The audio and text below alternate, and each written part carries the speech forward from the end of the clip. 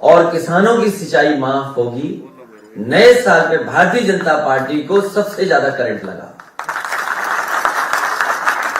मैं उनके भाषण सुन रहा था और उनके भाषणों में ये कहा जा रहा है कि आखिरकार बिजली कहां से आएगी।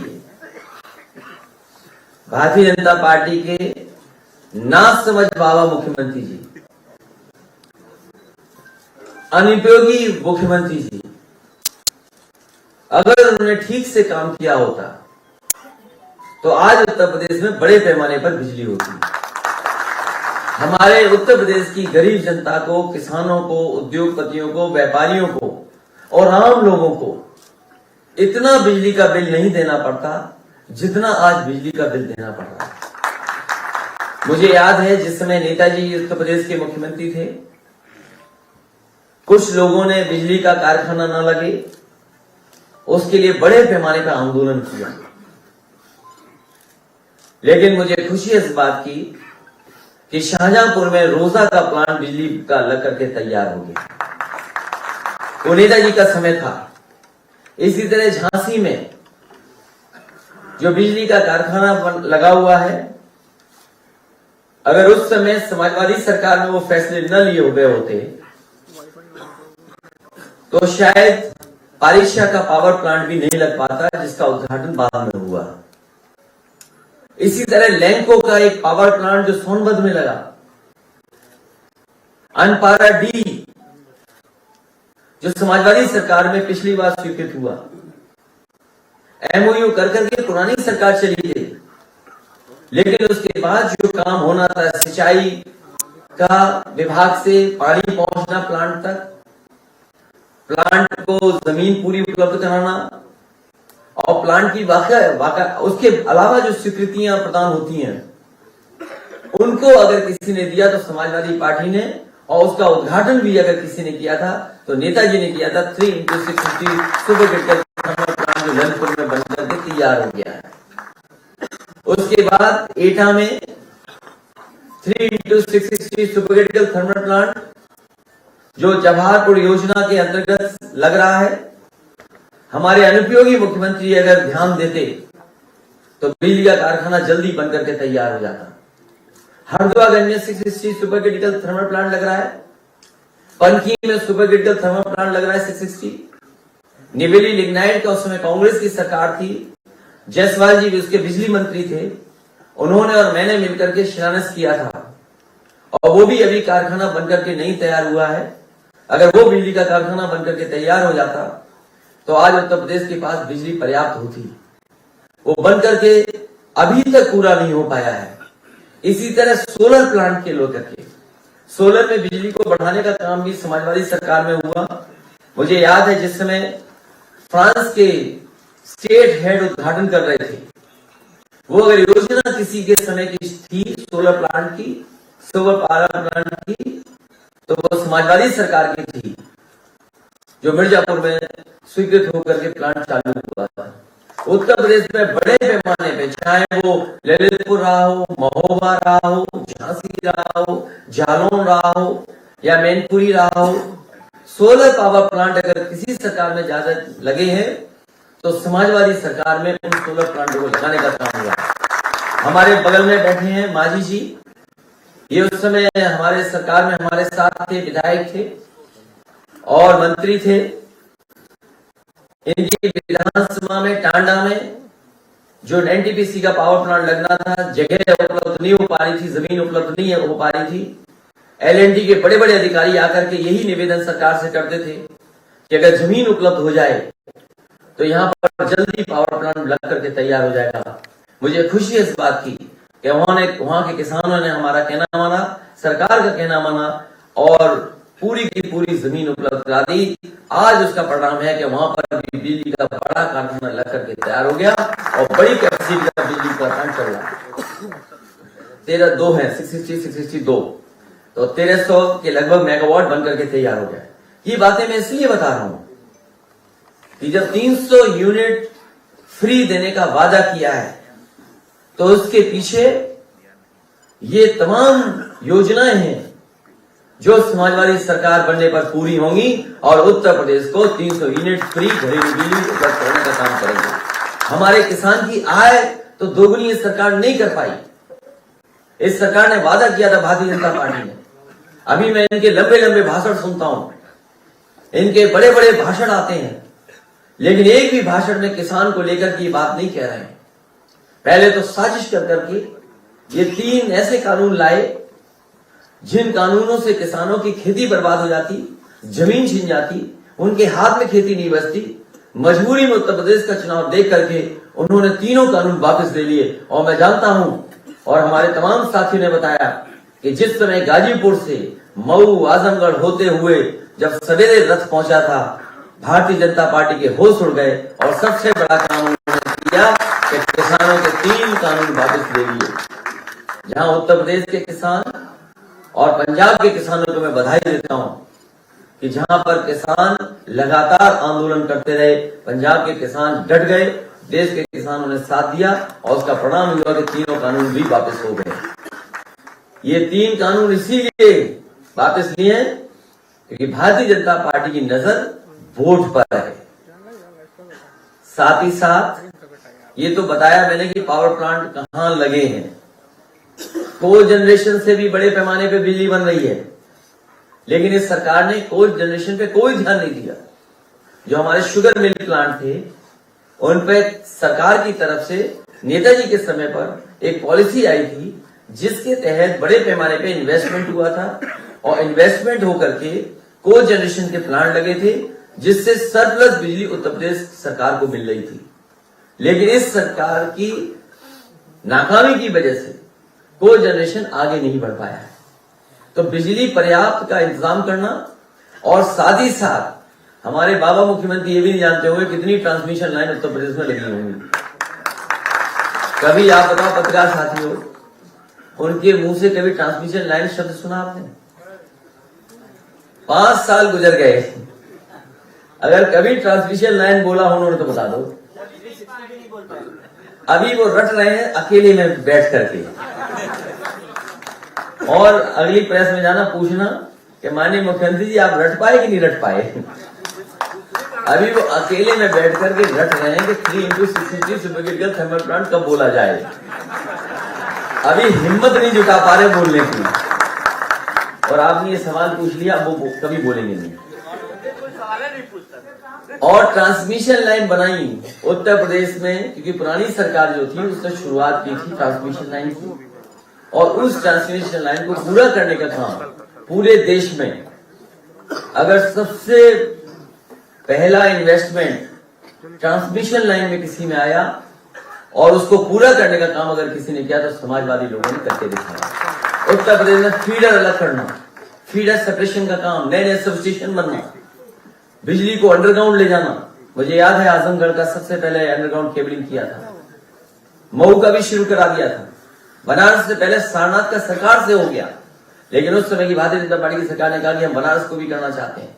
उस समय के जो बिजली मंत्री थे उन्होंने हमारे प्रमुख सचिव से कहा कि बिजली को हम अपने हिसाब से अपने माध्यम से किसी से लगवाना चाहते हैं, अगर आपकी सरकार मान जाए तो हम उसी तरीके से लगाने का काम करेंगे। मुझे याद है हमने अपने प्रमुख सचिव से कहा कि अगर वो केंद्र सरकार के कोई मंत्री कह रहे हैं कि वो अपने हिसाब से अंडरग्राउंड केबलिंग कराना चाहते हैं तो उसको पूरी की पूरी परमिशन दी जाए और स्वीकृत कर दी जाए, और उसका परिणाम है कि बनारस में अंडरग्राउंड केबलिंग अगर किसी की वजह से हो रही है तो समाजवादी पार्टी की सरकार की वजह से। मुझे वो दिन भी याद है जो आज हमारे बीच नहीं है, लालजी टंडन जी, वो और बनारस के बहुत बुजुर्ग विधायक, कई बार के रहे विधायक जिनका बीजेपी ने टिकट काट दिया, श्यामदेव चौधरी जी, वो वहां हड़ताल पे बैठ गए थे।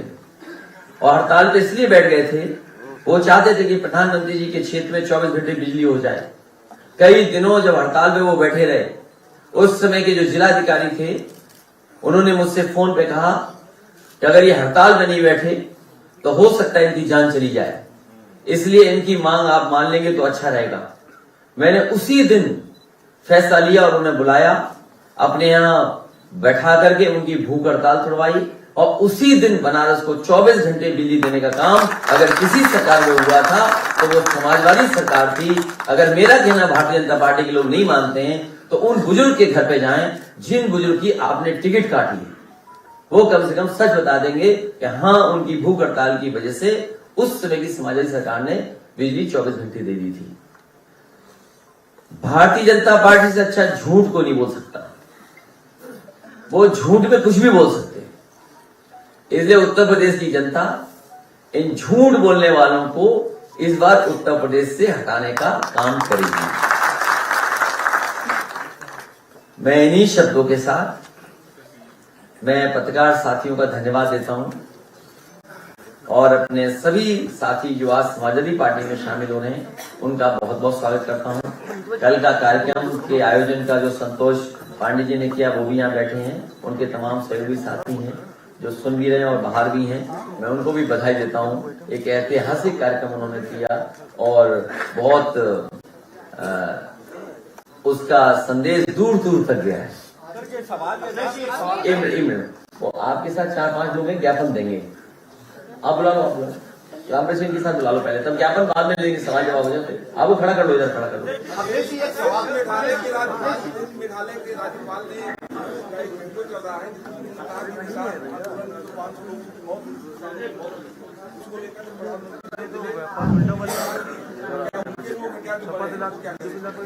समाजवादी पार्टी ने फैसला किया था जिस समय समाजवादी सरकार बनेगी वो किसान जिनकी आंदोलन के समय पर जान गई है उन सभी किसान परिवारों को 25-25 लाख रुपए उनकी मदद करने का काम करेंगे और साथ ही साथ एक किसानों के सम्मान में एक स्मारक भी बनाया जाएगा। बड़ा आरोप लगाया मुख्यमंत्री योगी आदित्यनाथ ने माफियाओं की सूची नहीं जारी कर रहे हैं, ये इशारा आपने किया है, तो क्या आप स्पष्ट कर सकते हैं कि राम राज्य की जो बात होती है उसके पीछे की हकीकत क्या है?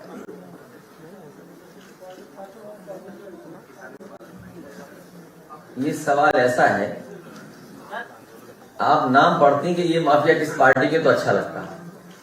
आपने बोला ना नहीं, वो तो मैंने बोला, लेकिन अगर आप नाम पढ़ के पूछती तो मुझे बड़ा अच्छा लगता, मैं बताता कि हाँ ये बीजेपी के हैं। और मैं फिर दोहराता हूं वो बात, अभी जो सूची आई है जिसमें विधायकों पे आरोप लगे हैं, एक रिपोर्ट आई, एडीआर रिपोर्ट, उसमें सबसे ज्यादा विधायक जिन पर मुकदमे हैं वो भारतीय जनता पार्टी के नहीं। और पूरे देश का पहली बार इतिहास बनाने का काम किया है कि जिस मुख्यमंत्री के ऊपर तमाम धाराएं मुकदमे थे उसको भारतीय जनता पार्टी ने मुख्यमंत्री बनाया। और बहुत सारे भारतीय जनता पार्टी के नेता जो बुजुर्ग हैं, जो कई वर्षों से खून पसीना बहा करके पार्टी को मजबूत कर रहे थे, वो कई बार कहते हैं कि बताइए हम तो खून पसीना बहा रहे थे, ये जाने कहां से आए और हमारे ऊपर बैठा दिया। क्या वो भारतीय जनता पार्टी के सदस्य हैं? समाजवाद पे जब किताब लिखवानी थी तो उन्होंने अंग्रेजी में लिखवाई ये किताब, द सोशलिस्ट मॉन्क। तो सोशलिज्म का जो रास्ता है वही राम राज्य को लिए रास्ता है। जिस समय पूरी तरीके से समाजवाद लागू हो जाएगा वही राम राज्य है। और मैं आपसे जानना चाहूंगा कि द सोशलिस्ट मॉन्क की हिंदी क्या होगी? हमारी बहन जिन्होंने पूछा है हमसे सवाल, नहीं उन्हें पता है, हमारी बहन ने सवाल पूछा है हमसे राम राज्य पर, तो मैं आपसे केवल हिंदी जानना चाहता हूं कि हमारी मुख्यमंत्री जो है वो समाजवाद पे न जाने क्या क्या ज्ञान देते हैं, लेकिन जब उन्हें अपनी किताब लिखवानी थी तो उन्होंने किताब लिखवाई द सोशलिस्ट मॉन्क।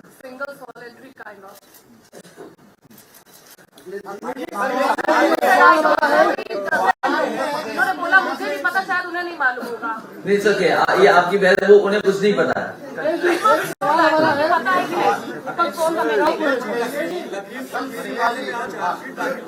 तुम्हारा कोई सवाल नहीं है। उत्तर प्रदेश में 34 लाख लोग जो है वो श्रम सेवा योजना विभाग में रजिस्टर्ड है। 2012 से 2017 तक का आपका जो पीरियड देखा था मैंने, उत्तर प्रदेश भर्ती चयन आयोग है जो समूह ग की भर्तियां करता है, और उस पीरियड की जो भर्तियां हैं और खासतौर पर इस पीरियड की जो 5 वर्षों की लगभग भर्तियां हैं, इतने बेरोजगार हैं और इस पीरियड की भर्तियों में लगभग 12 भर्तियां होनी थी जो नहीं हो पाई, और तमाम जो आयोग बनाए गए उत्तर प्रदेश सरकार द्वारा उसमें भी तमाम भर्तियां नहीं हो पाई, तो फर्क साफ है। मैं अपने पत्रकार साथी का धन्यवाद देता हूं याद दिलाने के लिए। अगर माननीय मुख्यमंत्री जी का भाषण सुनोगे, अभी मैंने भाषण सुना स्मार्टफोन और टैबलेट के डिस्ट्रीब्यूशन के समय, हालांकि वो लैपटॉप नहीं देंगे किसी को, लैपटॉप तो समाजवादी सरकार देगी। उन्होंने कहा कि लाखों नौकरियां दे दी हैं, 1 करोड़ रोजगार दे दिए। तभी मैंने एक टीवी चैनल का विज्ञापन देखा, उसमें यह आ रहा है कि एमएसएमई में जो अभी तक रोजगार मिले हैं उत्तर प्रदेश सरकार की तरफ से वो 2 करोड़ हैं। तो अगर 2 करोड़ वो गिन लें, 1 करोड़ मुख्यमंत्री जी के गिन लें, और 5 लाख का जो 4.5 लाख का लगभग लगाते हैं वो विज्ञापन, तो बताइए इतने बड़े पैमाने पे नौकरी मिल गई।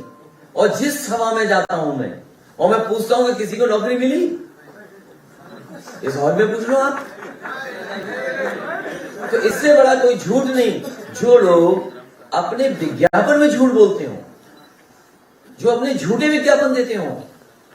इन्हें जब फ्लाईओवर दिखाना था तो कलकत्ता का फ्लाईओवर दिखा दिया, जब इन्हें कारखाना दिखाना तो अमेरिका के कारखाने दिखा दिए।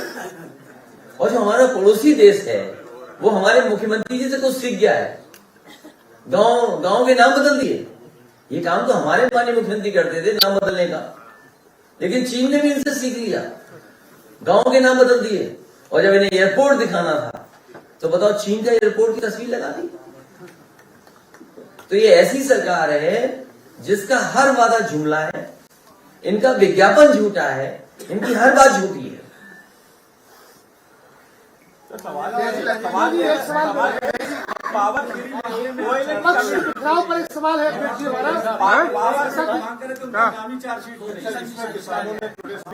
विरोध किया है, कहा है कि जब तक अजय मिश्रा टेनी का नाम नहीं आता चार्जशीट में तब तक भारतीय जनता पार्टी में कोई ऐसी वॉशिंग मशीन बनी हुई है, किसी अपराधी को भेज दोगे वो अपराधी लगेगा ही नहीं उसमें। कोई नई वॉशिंग मशीन खरीद करके लाया वो। अध्यक्ष जी, अध्यक्ष जी आपसे टकराव को लेकर कोयले की कमी को लेकर पावर एक्सचेंज ने से यूपी सरकार ने 25 रुपए पर यूनिट के हिसाब से बिजली भी खरीदी, और उन्होंने कहा मैंने सबको बिजली दी है, फ्री दी है और 24 घंटे दिए। उत्तर प्रदेश की जनता ने भारतीय जनता पार्टी को 2 बार केंद्र में सरकार बनाने के लिए समर्थन दिया है। कम से कम भारतीय जनता पार्टी को उत्तर प्रदेश का कोटा बढ़ाना चाहिए था, बिजली का कोटा बढ़ा देते और कम से कम कोयले का भी कोटा बढ़ा देते।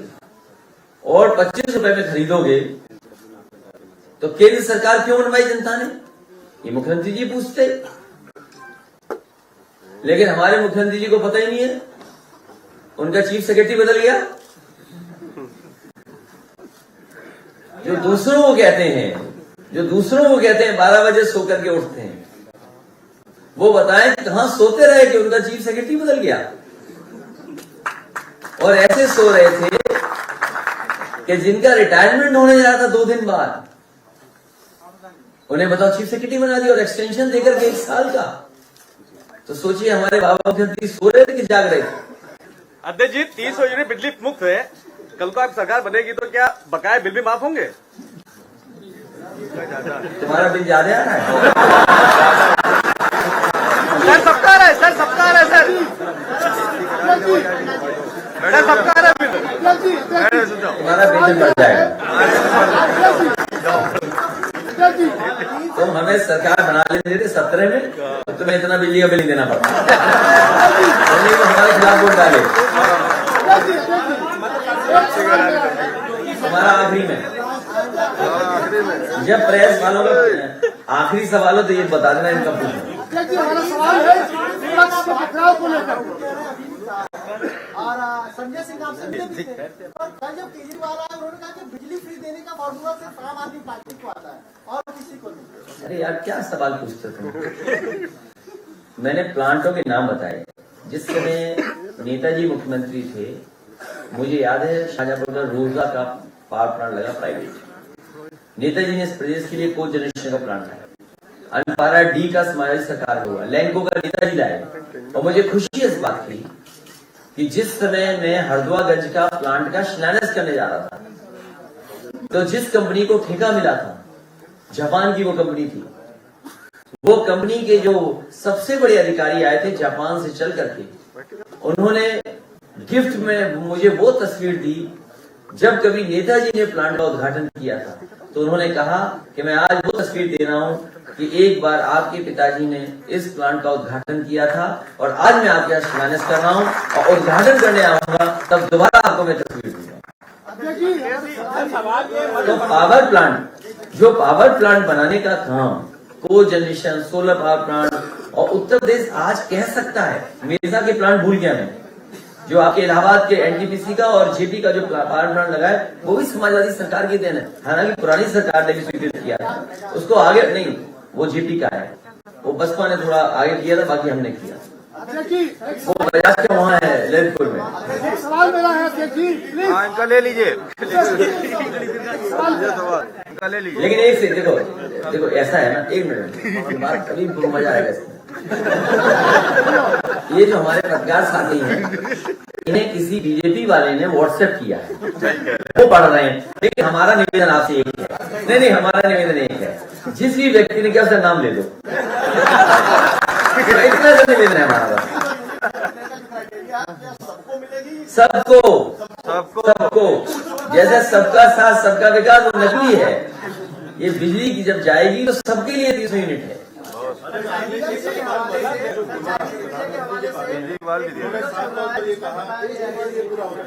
सत्यपाल मलिक जी ने किसानों के मामले में ये कहा कि प्रधानमंत्री से जब बात हुई तो वो घमंड में बोले, और जब अमित शाह जी से उनकी भेंट हुई तो उन्होंने कहा कि प्रधानमंत्री को किसी ने भ्रमित